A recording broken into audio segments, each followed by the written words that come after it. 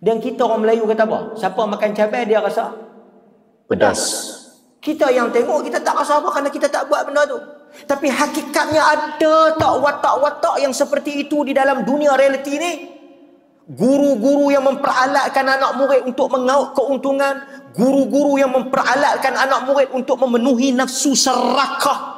Menurut saya beliau menonton dengan akal sehat dan pemikiran terbuka sehingga muncullah reaksi atau respon atau ulasan yang bijaksana dari Ustadz ini tentang film bid'ah. Nah, mungkin anggota di dalam Aswaja itu yang mengecam film bid'ah Malaysia ini, dia tidak menonton filmnya, hanya mendengar judulnya bid'ah, kemudian hanya melihat potongan-potongan yang ada di sosial media, kemudian mengecam film bid'ah.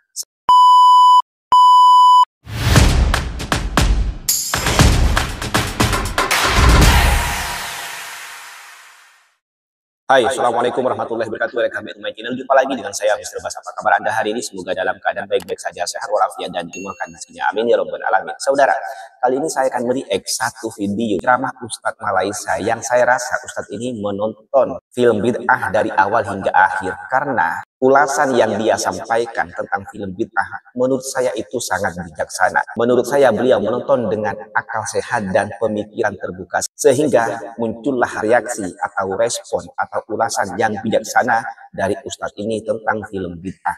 Berbeda dengan Ustadz dalam organisasi Aswaja Aceh itu yang mengecam film bid'ah karena dirasa oleh beliau film itu menyesatkan dan dapat mencoreng citra ulama. Yang mana kalau boleh saya berasumsi, si Ustadz itu tidak menonton film bid'ah secara keseluruhan. Mungkin hanya menonton potongan-potongan video yang viral di sosial media. Seperti potongan video jamaah mencium kaki wali dan meminum air kakinya.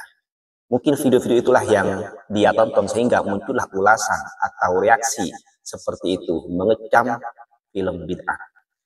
Oke, tanpa berlama-lama mari kita tonton videonya. Ini saya nak komen sikit. Ada satu filem yang dibuat oleh seorang pengarah, Erma Fatimah. Ini saya nak bagi kredit pada beliau. Filem yang saya tak suruh tuan-tuan tengok. Saya sendiri tak tengok. Saya hanya tengok potongan-potongan. Ramai orang marah dekat dia. Dan kita orang Melayu kata apa? Siapa makan cabai dia rasa pedas. Kita yang tengok kita tak rasa apa kerana kita tak buat benda tu.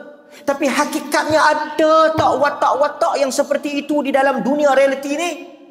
Guru-guru yang memperalatkan anak murid untuk mengaut keuntungan, guru-guru yang memperalatkan anak murid untuk memenuhi nafsu serakah. Tengok ke tak? Tak tengok, dengar saya nak cerita. Saya pun kadang-kadang bukan nak tengok sangat, tapi oleh kerana nak cerita kat tuan-tuan, terpaksa tengok. Hargailah pengorbanan saya. Ramai orang marah. Kononnya Erma Fatimah menjatuhkan maruah ahli agama, menghina para habib. Pasal apa nak rasa terhina? Pasal apa nak rasa marah? Kalau dia tak buat benda tu, tak payahlah terasa. Itu masalah dia kadang-kadang. Bila kita ceramah, bila kita cakap, jangan ligan dunia, jangan kejar dunia, ingat akhirat. Kita tak sebut nama, tak mention siapa-siapa. Dia pergi berasa, aku ni tak puas hati dengan ustaz ni. Dia kata ke aku. Dia tak sebut nama hang. Tu yang duk ligan dunia. Akulah tu. Siapa dia lagi? Masalah. Lepas tu ada pula kata, dia duk kata ke orang. Siapa? Ke orang lah dia duk kata. Kalau kita tak buat benda tu, kenapa kita nak berasa? Lepas tu kadang-kadang benda orang kecakap. Kita yang tuan-tuan faham? Jadi Erma Fatimah buat satu filem bagus. Mesej dia ada, walaupun kita tak setujulah dengan beberapa adegan-adegan yang tak sepatutnya lah. Yang tu salah-salah lah. Tapi ada, saya dimaklumkan seperti tontonan hampir yang 1 bilion Walid dengan santrinya itu yang mengingkari. Dan mesej ini yang kita akan sebut kepada tuan-tuan, bahawa adanya golongan yang bertopengkan agama, bertopengkan jubah serban, kononnya wakil Allah, kononnya wakil Rasulullah. Ini tuan-tuan kena jaga ni. Dan watak-watak seperti kalsum. Tahu kalsum? Duk ada kok kangak ni pula. Duk ada dalam dunia realiti. Sanggup meninggalkan suami, sanggup bercerai untuk mempertahankan tok guru. Oh, jangan main walik.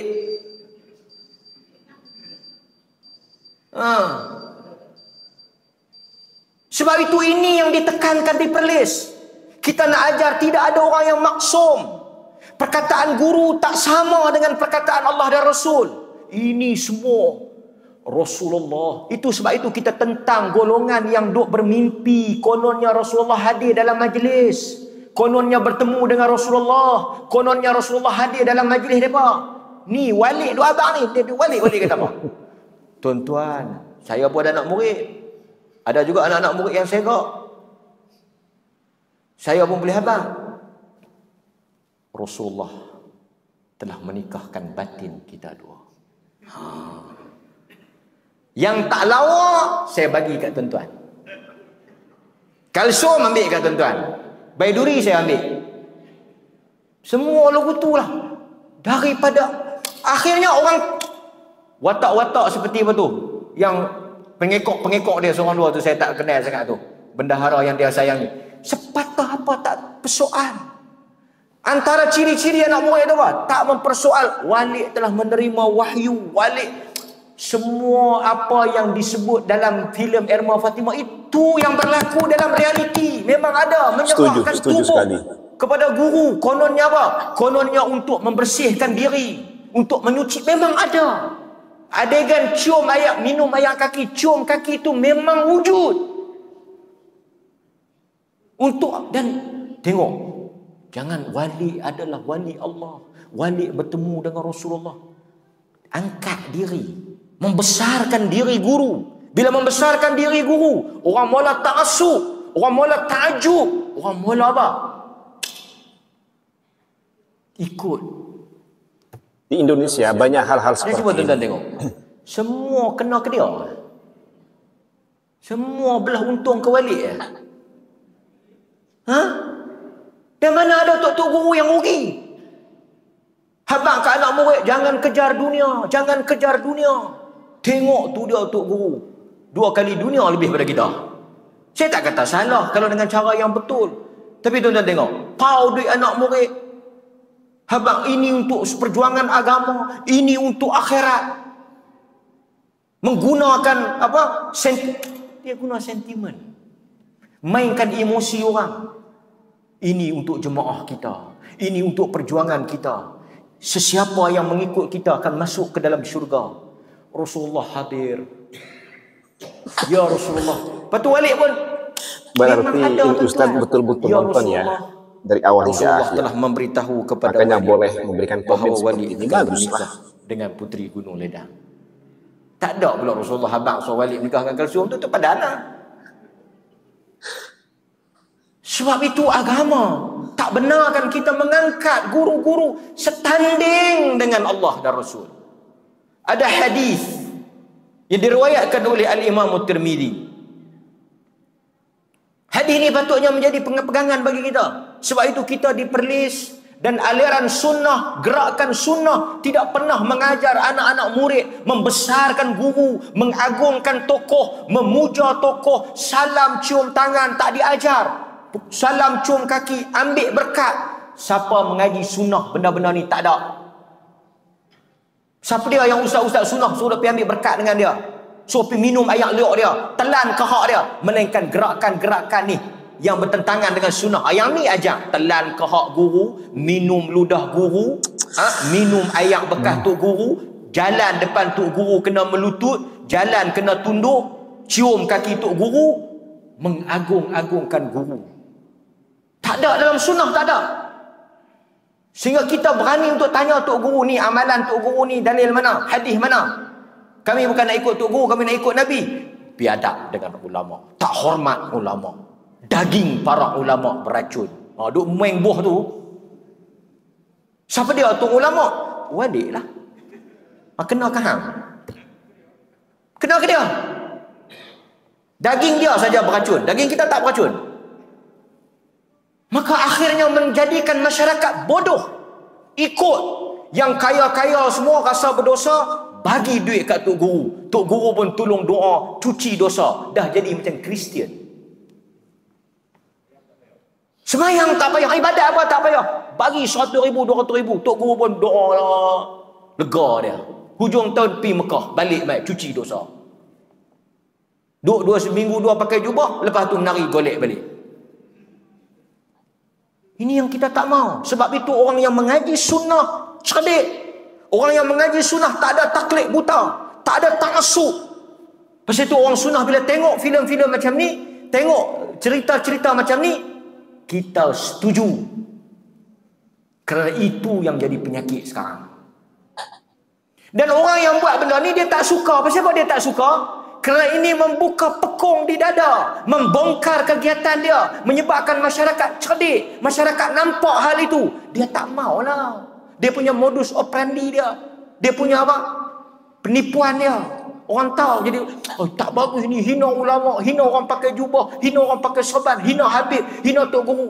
Dia bukan kata semua yang buat kelaku tu berasalah. Yang hang tak ada kaitan meloncat lebih pasal apa?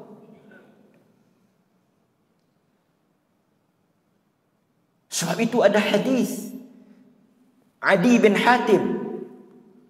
Adi bin Hatim ni dia orang Kristian. Dia masuk Islam selepas itu.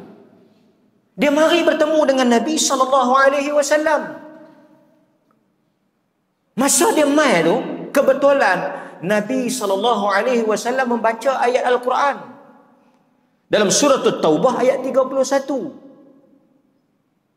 Orang sunnah ayat ni sentiasa menjadi pegangan dan panduan. Orang mengaji sunnah, orang yang kenal dengan sunnah, dia sentiasa jadikan surah At-Taubah 31 ni sebagai pedoman dan panduan dia. Tidak ada yang lebih besar dan yang lebih mulia daripada Allah dan Rasul. Tok Guru kah, Tok Syekh kah, Mufti kah, siapa kah, perkataan dia tak dipakai selagi mana tak ada dalil. Ittakhadhu ahbarahum wa ruhbanahum arbaban min dunillah. Mereka mengambil. Siapa dia mereka ni?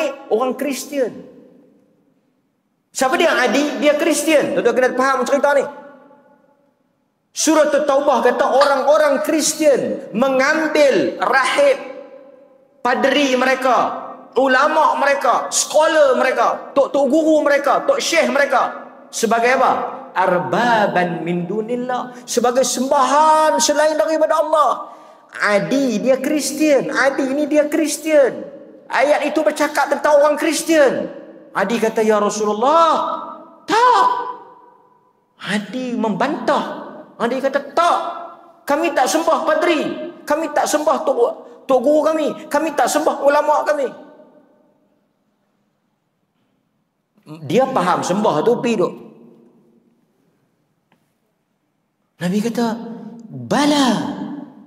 Nabi kata, bahkan. Dia tengok apa maksud ibadah. Innama harramu alaihim al-halal wa ahallu lahumul haram fattaba'uhum fadhalika ibadatuhum iyahum. Nabi kata apa? Adi, aku nak tanya hang. Betul tak orang Kristian ni apabila ada benda yang Allah haramkan dihalalkan oleh ulama-ulama padri-padri kamu, dan ada benda yang Allah halalkan padri kamu haramkan, benda yang Allah haramkan padri kamu halalkan, fattaba'uhum, kamu ikut yang padri punya fatwa, padri punya pendapat, betul ke tak betul? Dia kata ya.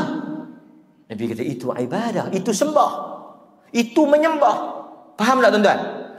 Ta'assub, taklid buta, ikut membabi buta, bercanggah dengan Quran dan Sunnah, bercanggah dengan kitab, mendahulukan perkataan guru. Ni hadis. Nabi kata itu ibadah. Nabi kata itu ibadah, itu menyembah. Kalau yang tu betul. Dan orang-orang padri, kalau tuan-tuan tengok di dalam Injil, mereka ada power tau. Power apa? Boleh mengharamkan apa yang halal, boleh menghalalkan apa yang haram. Allah kata nak menikah kena ada wali, tak boleh lebih daripada 4. mai dekat wali, wali kata apa? Macam mana kita nak menikah? Wali apa tak ada? Kita menikah batin. Nikah batin ya. Ada tak Quran kata menikah batin? Ada tak hadis menikah batin? Ada tak Rasulullah menikah batin? Ada atau tidak? Saya pun tak tahu konsep nikah batin seperti apa. Betul yang hampa pergi menikah batin macam apa? Wali yang buat. Wali kata boleh. Nampak? Lepas tu wali pula menikah bukan seorang, bukan dua, bukan tiga, bukan empat. Berapa tak tahu. Lebih pada empat. Main mana? Pasal apa boleh? Wali buat. Wali mendapat wahyu daripada Rasulullah. Wali telah berjumpa dengan Rasulullah. Wali pun duduk sat-sat sengah. Rasulullah telah memberitahu.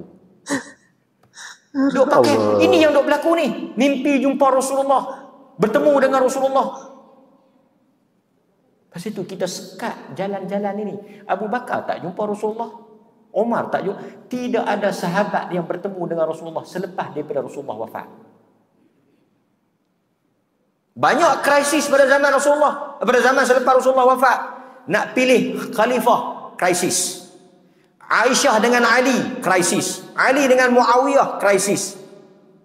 Pada zaman Abu Bakar, krisis. Ada banyak krisis. Siapa pun tak mengaku jumpa Rasulullah. Tiba mai kat kita sehari dua ni tak ada sat Rasulullah. Rasul. Tiba-tiba dia cakap tercekik mata. Lepas tu enta nampak Rasulullah mai. Ana tak nampak. Enta terhijab. Hati hitam. Hanya hati-hati yang putih melihat Rasulullah. Yang hitam tu kita, yang putih tu dia. Pasal tu kita tak ada dalam sunnah, tak ada benda ni. Pasal tu agama bukan pada guru, agama bukan pada pemimpin, agama bukan pada tokoh, tok syekh, agama pada Allah dan Rasul. Dan kita jangan sangka paling besar kesalahan yang berlaku dalam masyarakat kita apabila memaksumkan syekh, guru dan tokoh. Ini takkan dia silap kot, takkan dia tak reti kot, takkan dia salah. Ini memaksumkan. Ini masalah besar ni. Hatta Nabi SAW kata apa? Aku manusia, silap dan salah. Hatta Nabi ada kemungkinan silap. Dan Nabi ternyata dia silap dalam beberapa perkara. Tiba-tiba mai pada kita memaksumkan, mensucikan, mentakdis. Tentu ingat perkataan ni, mentakdiskan, mensucikan guru. Ini yang berlaku pada ajaran Kristian. Padri disucikan sehingga padri itu pula ada power ampunkan dosa orang. Kita pula nak tanya, kalau padri itu berdosa, siapa nak ampunkan dia? Dia ampun diri dia sendiri. Tu dia punya sakat. Mengampuni diri sendiri. Ini yang kita nak didik dalam masyarakat kita, dan kita nak kempen dalam masyarakat kita. Ajaran yang benar, ajaran mengikut sunnah Nabi, bukan tuk-tuk guru, bukan semua. Saya sebut ni jangan duk loncat, jangan duk marah. Irma Fatimah buat filem pada pihak-pihak yang berkenaan. Ya, beginilah kalau orang berkomentar setelah menonton filmnya secara keseluruhan. Memang harus seperti ini. Boleh kita berkomentar. Kita boleh tahu apa yang ada dalam cerita itu dan kemudian apa yang disampaikan dalam cerita itu. Jangan kita hanya mendengar cerita dari orang-orang, kemudian kita membuat kesimpulan, kemudian kita mengecam begitu saja tanpa kita menonton secara keseluruhan film itu. Nah, mungkin anggota di dalam Aswaja itu yang mengecam film bid'ah Malaysia ini, dia tidak menonton filmnya, hanya mendengar judulnya bid'ah, kemudian hanya melihat potongan-potongan yang ada di sosial media, kemudian dia menyampaikan kesimpulan, kemudian mengecam film bid'ah. Saya sarankan kepada Tengku siapa tuh namanya ya, tontonlah film itu secara keseluruhan, baru Anda boleh berkesimpulan. Di film itu, selain menampilkan adegan bid'ah atau adegan yang berlebihan kepada si wali, di sana juga dijelaskan sebetulnya oleh salah satu pemerannya bahwa apa yang mereka lakukan itu adalah bid'ah. Ini kan sudah jelas ketika film itu menampilkan bid'ah, pemeran yang lain dalam film itu menjelaskan bahwa itu bid'ah dan tidak boleh dilakukan. Kan itu sudah jelas. Tidak serta-merta film bid'ah itu hanya menampilkan adegan bid'ah, kemudian tidak ada penjelasan dalam film itu. Jelas, di situ dijelaskan bahwa itu tidak boleh dilakukan. Nah, inilah bedanya komentar atau reaksi Ustadz apabila menonton satu film bid'ah secara utuh dari awal hingga akhir, daripada Ustadz yang menonton hanya potongan-potongan video yang beredar di sosial media. Nah, maka akan menghasilkan satu kesimpulan, menghasilkan satu komentar yang berbeda.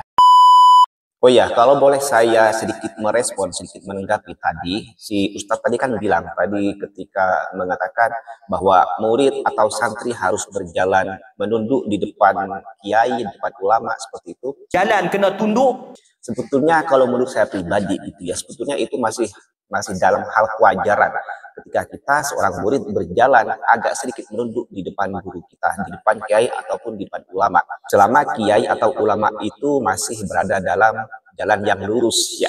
Nah, kalau menurut saya itu tidak apa-apa. Itu sebagai bentuk penghormatan kita kepada orang yang memiliki ilmu lebih tinggi dari kita. Bukankah di dunia ini orang itu dihargai satu karena dunianya, dua karena ilmunya. Nah, kita menghargai ulama itu karena ilmunya yang jelas-jelas lebih tinggi dari kita. Makanya sebagai bentuk penghormatan kita kalau berjalan di depan kiai atau ulama, kita agak sedikit menunduk atau membungkuk sebagai bentuk penghormatan, sebagai bentuk adab yang baik atau bersopan santun kepada ulama atau mereka yang lebih tua daripada kita. Begitu. Nah, itu saja sih yang mau saya tanggapi. Selebihnya saya oke-oke saja. Ya. Oke, mungkin cukup sekian konten pada kali ini. Kurang lebihnya saya mohon maaf. Sampai jumpa di next konten. Wassalamualaikum warahmatullahi wabarakatuh.